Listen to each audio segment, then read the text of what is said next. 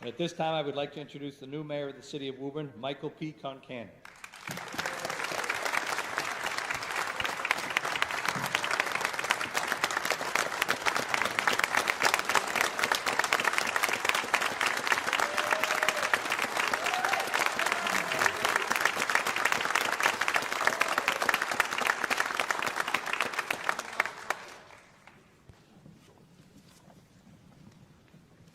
I like the sound of that.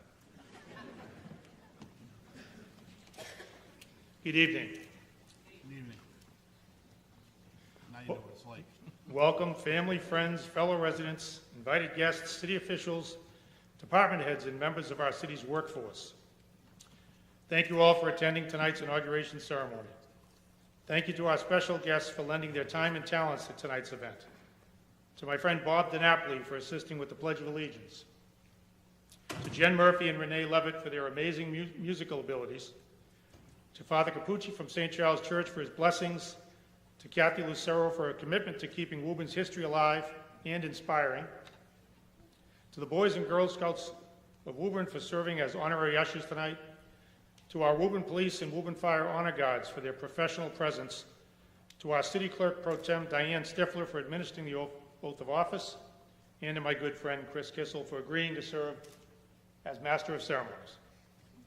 Thank you also to our Inauguration Committee, Diane Merles and Teresa Borelli of the Mayor's Office, Brian Ouellette and Anthony Giglio and their team at the Public Media Center, Damian Ruggieri and Mike DeSimone of the high school staff, Chris and Ciamaris Kissel, Sheila and Alice O'Brien, Brian Grace of Belmont Printing, and Laurie and Paul Medeiros for all of their help in organizing tonight's ceremony.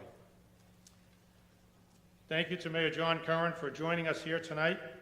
And thank you as well to former Mayor Scott Galvin, who sent me a very gracious and personal text earlier today wishing me the very best. I appreciate that very much.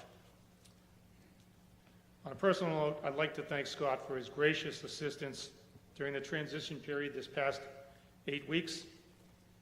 I'd like to also thank current State Rep Rich Hagerty for his friendship and service to our city, as well as former State Representatives Jim Dwyer and Carol Donovan, who are here tonight, whom I consider great friends.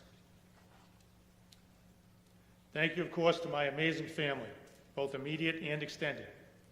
To my mother, Emily, probably my biggest fan, certainly my most dedicated campaign worker, and my inspiration to want to help others. Thank you to my mother-in-law, Judy Foley, for your love and support. And I would be lying if I said I wasn't thinking of my father and my father-in-law tonight, and how much I wish they could be here. I can only imagine how obnoxiously proud the two of them are right now. I miss them both. Thank you to my brother and my brothers-in-law, my sisters and my sisters-in-law, and to all of their families. Thank you especially to the love of my life, my wife Anne Marie, who has always supported me in everything I've ever done or have ever tried to do, and who has been the foundation of our family. Anne Marie is still trying to get used to the First Lady role and title. She's still perfecting the wave. But I have no doubt that she'll grow into it and excel at it. Thank you, dear. And finally, thank you to my children for giving me the best and most important title that I've ever had, Proud Dad.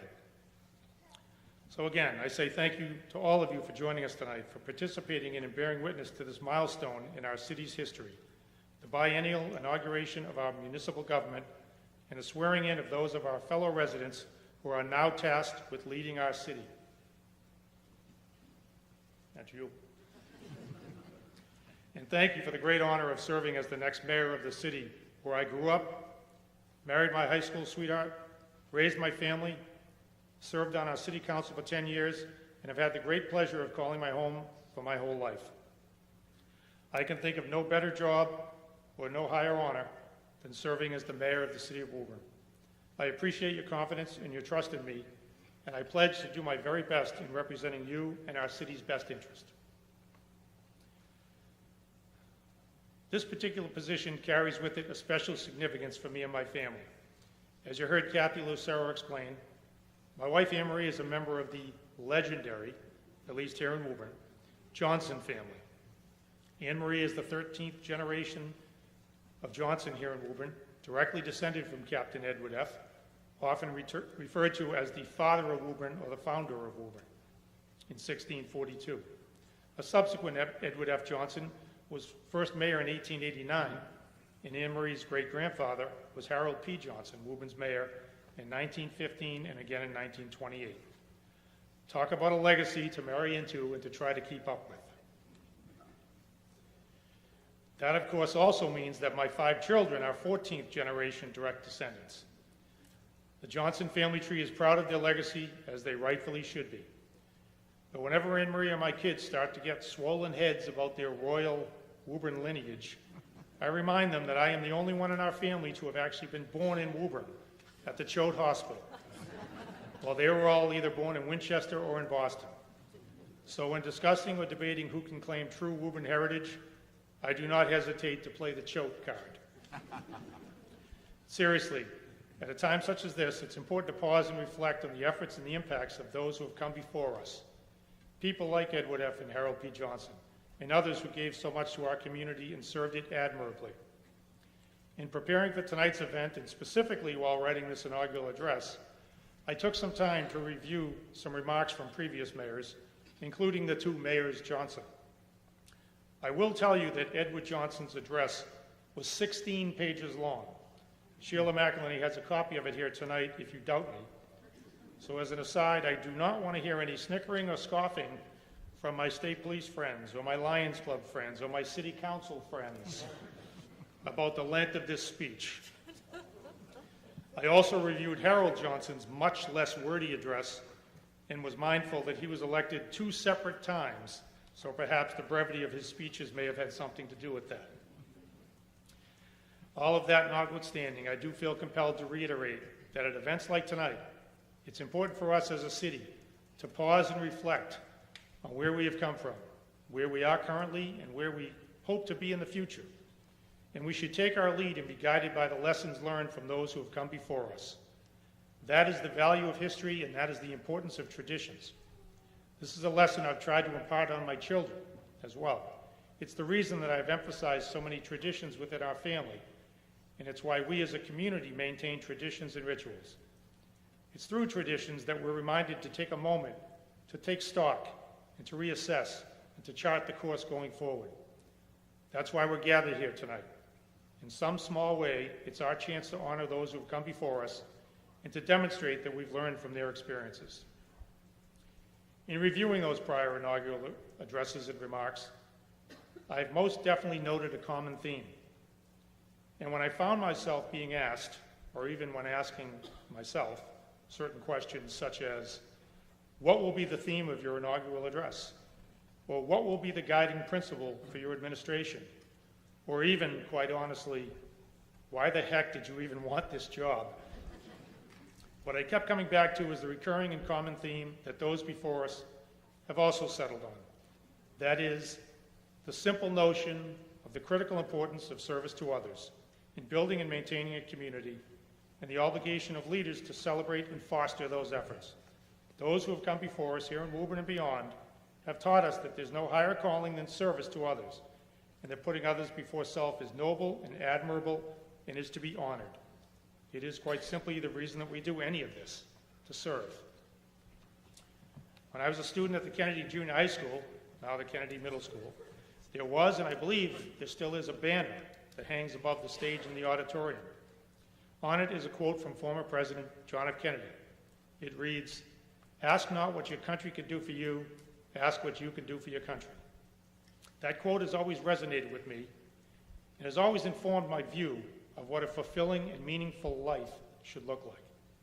Generally speaking, I believe that President Kennedy was urging us all to look for ways to serve others in our country and in our community, and to find ways to contribute to the greater good versus simply thinking about ourselves.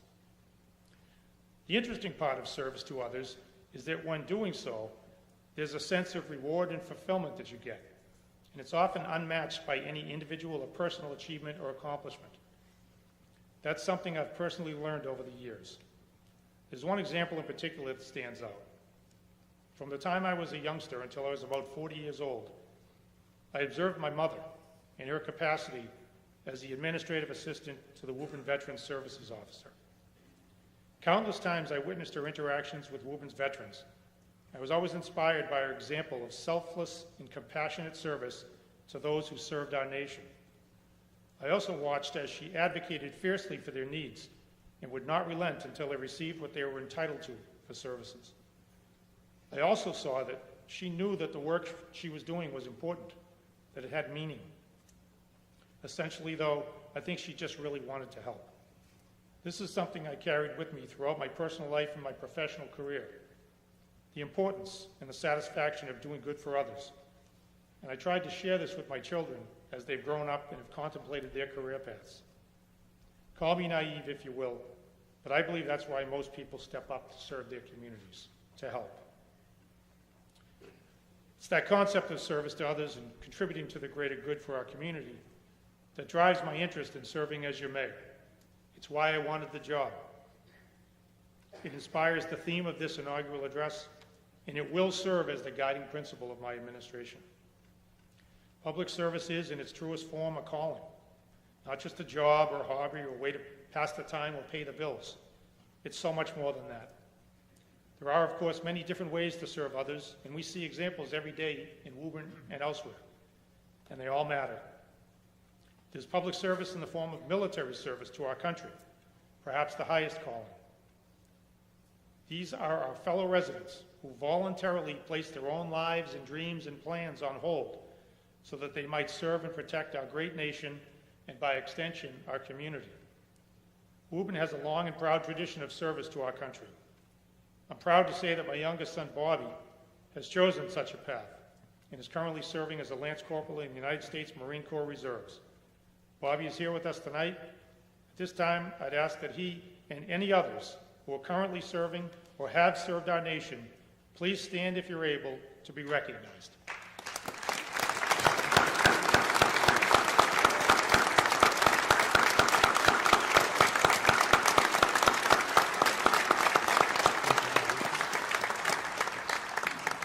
Thank you very much for your service. There's also the more formal aspect of public service that we're commemorating this evening, with the swearing in of elected officials who will lead our municipal government. I congratulate each of you, and I express my sincere appreciation for your willingness to serve your neighbors. I look forward to working very closely with you to address the issues facing our community and to strengthen the very notion of community itself here in Woburn. There's also public service in the form of our various city boards, commissions, and committees, whose members administer the priorities and values of our city government and who help our residents navigate the sometimes bureaucratic nature of government in 2024. And I thank those folks for stepping up to help their city.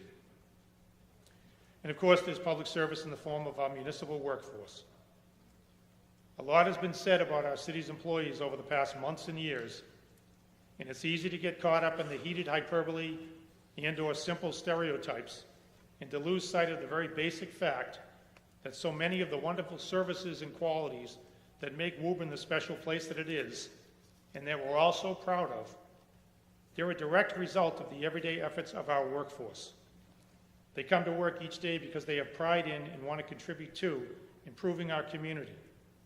They see true value and receive satisfaction from protecting and educating and maintaining our city and simply helping others. They play a significant role in making Woburn the special place that it is, and their willingness to serve should be honored and respected and appreciated. I assure you that it will be. There's also a unique aspect to working for the government that most folks don't always consider.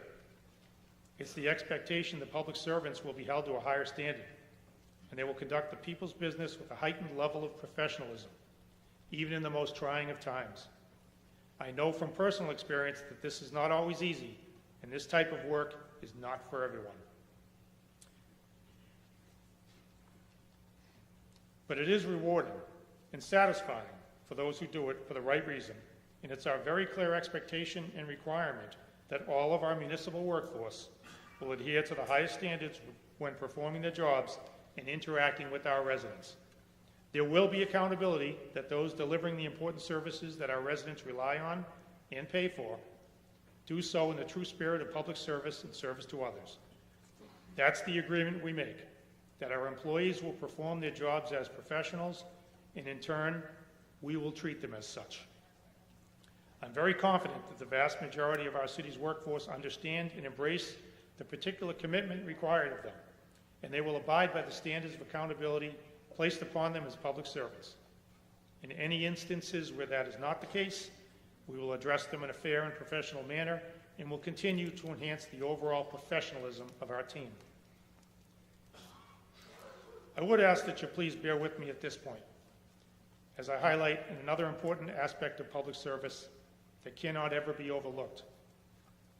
There are times, depending on the nature of the service involved, where a member of our city government workforce may be called upon to render service above and beyond any typical expectation. Woburn has not been immune from this potentiality. Just this past week, our community gathered at the site of one of Woburn's most tragic incidents, the location in East Woburn where Woburn police officer John Jack McGuire was murdered in the line of duty on December 26, 2010. This gathering was a sad and somber reminder of the dangers of public service and the importance of always remembering and never forgetting those who are willing to make the ultimate sacrifice on behalf of our community, like Jack did. Unfortunately, only 9 short months after Jack McGuire was killed, our community experienced another shocking and tragic event involving our police department. On September 6, 2011, Woburn police officer Robert DiNapoli responded to a call for a jewelry store robbery in progress in the Four Corners. Upon arrival, Officer DiNapoli essentially placed himself between an armed assailant and one of our neighborhoods, and as a result, he was shot numerous times. Let me say that again. One of our police officers, one of our public servants, placed himself in harm's way in an effort to protect our community, and as a result, he was critically injured and permanently disabled. He did that for us, for Woburn, because he had taken an oath and promised to serve us. Well, to paraphrase an often used line, a lot of people in the world are left to wonder what it must be like to be in the presence of an actual, real-life hero. Well, nobody in this auditorium will ever have that problem again, because all of you are in the presence of now retired Woburn police officer Robert DiNapoli, a true Woburn hero.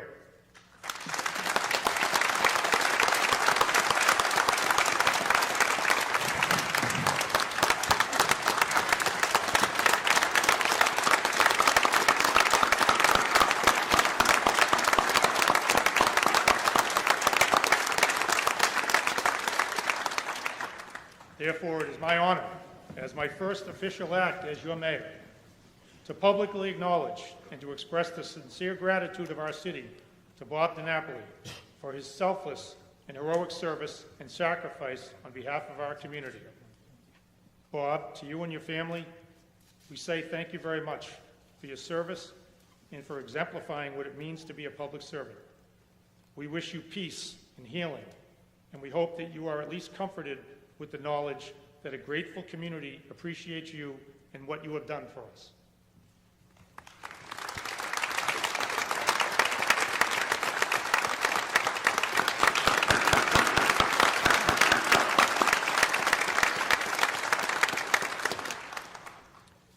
The last form of public service that I'd like to mention briefly is that of the citizen servant. Those regular folks who are not affiliated with the government, but who nonetheless serve their neighbors in a number of different ways. Woburn is replete with examples of members of our community serving their fellow Woburnites in a non-governmental yet civic-minded manner, in an attempt to meet needs that our government is not equipped to meet or are simply better served by private entities. These folks are, in fact, performing public service, and they're integral to the success of our city's well-being and its future. We see examples of these efforts each and every day, whether it's through our neighborhood groups, our religious organizations, our business groups, our service and fraternal clubs, our social service and social capital groups, our youth groups, our music, arts, and athletic organizations. All of these groups together help us make up the fabric of our community. They help to make Woburn the special place that it is. However, as positive and special as our community is, I believe that one of the challenges before us at this time is to try to enhance the coordination of all of the efforts of all of the different individuals and groups of citizens, as well as government services that are currently operating here in Woburn, and to raise awareness, in short, to better identify the various needs that exist and to match them up with those available services. This coordination gap exists for both our longtime Woburneites, perhaps even a member of the Johnson family who have been here for almost 4 centuries, as well as for members of our newest Woburn families, such as the migrant families who have barely been here for 4 months. Woburn has always been known as a welcoming community, and we should do all that we can to continue that tradition by ensuring that every one of our friends and neighbors has access to the services that they need. We pride ourselves on sharing with and introducing our newest community members to long-standing Woburn traditions, like the Conservation Day Horn Pond Cleanup, the Flag Day Fireworks, the Halloween Parade, Senior Appreciation Dinner, and the Festival on the Common, as well as to more recent traditions like Lions Beat Ball Blind Softball Tournament, Monster Dash Road Race, Kick It for a Cause Kickball Tournament, and the Social Capital Initiative Fall Leaf Rigging event, to name just a few. We also appreciate the opportunity to learn from our newest residents about their traditions, as we did most recently at the Know Your Neighbor holiday event here at the high school a couple of weeks ago. It is this intentional blending and welcoming of the old and the new that has allowed Woburn to grow and to develop and to strengthen our overall sense of community. With that goal of better coordination and improved communication in mind, I recently proposed, and with the support of Mayor Galvin and the City Council, the repurposing of a currently vacant position in the Mayor's office to become the Assistant to the Mayor for Community Outreach. The goal of this position is to facilitate the connections between and amongst all of the ongoing efforts of the private groups mentioned above with the existing governmental entities within the city, at the state, and the federal levels to develop a more effective and efficient delivery of much-needed services and to extend the welcoming hand to all of our residents. To be clear, it's not my intention that our municipal government take over or expand our scope into areas that have historically been the purview of private groups, but rather to serve as a hub or a link between those groups and the citizens in need, and to publicize and communicate in a clear and concise manner all that is available to our residents. I'm pleased to report that the City Council has wholeheartedly supported this initiative, and we are currently in the process of bringing Ms. Samantha Stone of Woburn Public Media Today and Woburn fame on board to fill this role. She's expected to assume her new duties within the next week or so. I look forward to input from our residents and from those within city government on how to enhance and maximize this position going forward.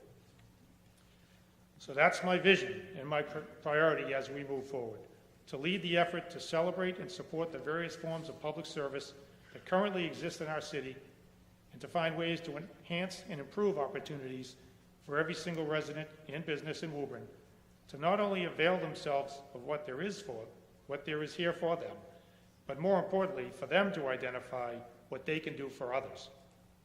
My primary goal as we embark on this next chapter in Woburn's history is to improve upon what those who have gone before us have given us, and to build upon the solid foundation of community for which Woburn is known. It's our task,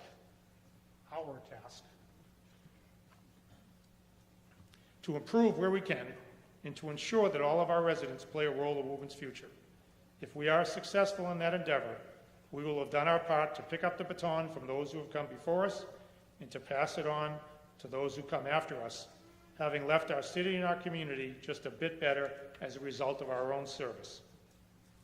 As we move forward from tonight's inauguration ceremony and begin the next iteration of our city government, I believe that it is my job as mayor to lead our city, to lead the various forms of public service within our city, to ensure that we're providing the very highest levels of service and we're achieving the very best quality of community that we can. That leadership takes the form of charting the course, and it involves setting the tone and expectations for those who actually work for the city, and it involves creating an environment where the various entities who contribute to our community in a volunteer capacity can maximize their positive impact for their fellow residents. Together we can create a collaborative and cooperative approach to identifying and meeting the needs of all those who call Woburn home. To be clear, there are and there will be many challenges that we face as we move into 2024 and beyond. There are many forces, some beyond our control, that can and will impact our community, and we must be prepared to face them together.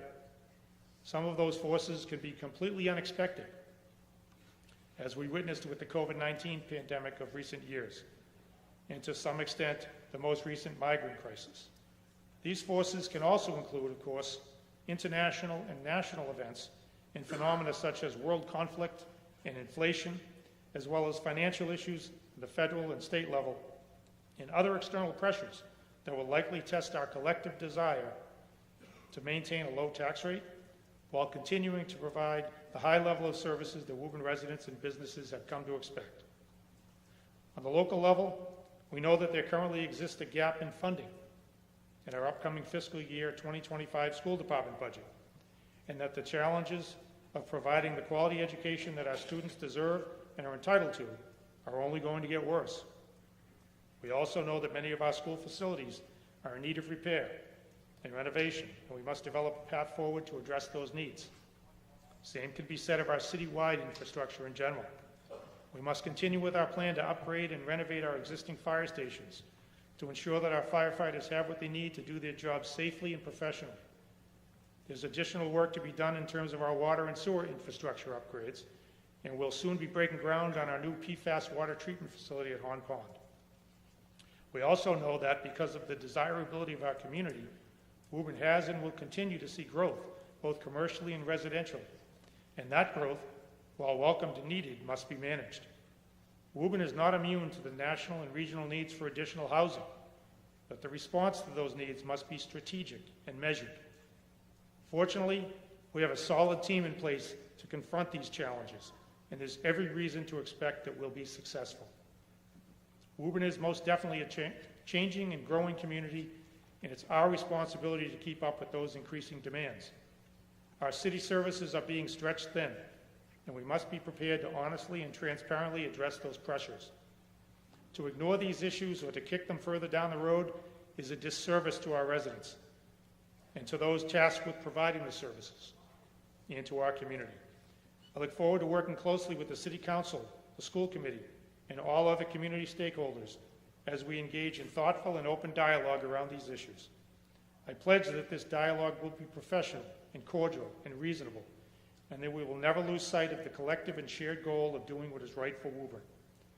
That does not mean that we will always agree on every issue, or that there will not be instances where we see things differently. But when there exists a foundation of mutual respect, of genuine appreciation for service, of trust in each other's motivations, and again, of shared goals, I believe that we will reach decisions and outcomes that serve Woburn's best interests. That's our responsibility, and we must not and will not fail. Therefore, in closing, I thank you again for your attendance tonight. I thank those who have ensured that tonight's ceremony was well organized, professional, informative, inspiring, and special. Of course, I thank my amazing wife and family for their continued love and support as we embark on this next venture. To each of my fellow Woburnites, I ask that you please consider how you might be of assistance to your city and to your community. Ask what you can do for Woburn. I thank those who have previously served our community and those who are beginning their service. I offer that I am confident in the future of our city because I know the people who live and work here. I thank you for your trust in me and in the team behind me. I look forward to serving as your mayor for the upcoming term. And finally, in the words of Mayor Harold P. Johnson from one of his addresses, may I be pardoned for a personal note of thanks to the citizens of Woburn who have honored me with election to public office. These exercises offer appropriate occasion for me to say to the people of Woburn how greatly I appreciate the trust that has been reposed in me as their servant. And if, after the close of the current municipal term, the people in this community shall occasionally be kind to remember my efforts to serve them, I shall feel gloriously repaid for any efforts that I may have expended in their behalf. I humbly ask for God's continued blessings on you all, and on our country, and on our Commonwealth, and on our beloved city of Woburn, and on those of us who have been entrusted to lead. Thank you, and good night.